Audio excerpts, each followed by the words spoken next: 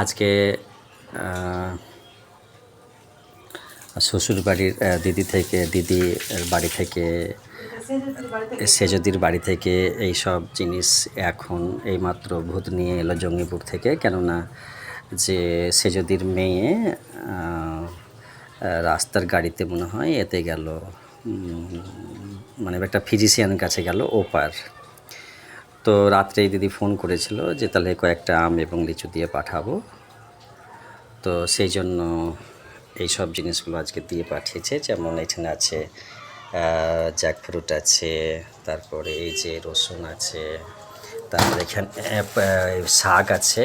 এত আম দিয়ে পাঠিয়েছে, পাকা কাঁচা। তাছাড়া লিচুও আছে, লিচুগুলো তো আজকের নয়, কয়েকদিনেরই বাড়িতে রাখা ছিল। আর একটা মাত্র খেয়েছি, যদিও এটা সেকেন্ড টাইম। আজিজদার বাড়িতে আমি পড়াতে গিয়ে একটা লিচু আমার ছাত্রী দিয়েছিল যে স্যার আমাদের গাছের লিচু এখন পাকেনি, তবুও এরকম পেরে নিয়ে এলাম। তো ওদের সাথেই খেলার সাথে পড়ার সাথে খেয়ে নিয়েছিলাম। তো আজকে মানে যথেষ্ট মানে এনাফ আছে, তো ঠিক আছে। আর শুরু হচ্ছে এই বছরেরই এই আম এবং লিচু দিয়ে। যদিও লাস্ট ইয়ার মানে টেলার ট্রেনিং স্টুডেন্ট অনেক লিচু দিয়ে গেছিলো।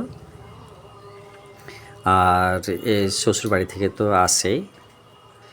আর আজকে হচ্ছে 290525।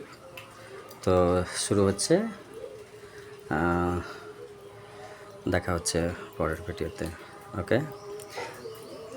তো আকাশ ভীষণ মেঘলা আছে, বাড়িতে কাজ করতে পারছি না, টেলারিং কোনো রকম চলছে। যদিও 4 দিন আলিপুর আবহাওয়া দপ্তর জানিয়েছে 4 দিন ঘূর্ণিঝড়ের সাথে খুব বাতাস বইবে, বৃষ্টি হবে। তো এইমাত্র বৃষ্টি এক ঝলক এসে চলে গেল, মানে রেন ড্রপ এখন আওয়াজ পাচ্ছি। তো ঠিক আছে, এতটাই শেয়ার করলাম।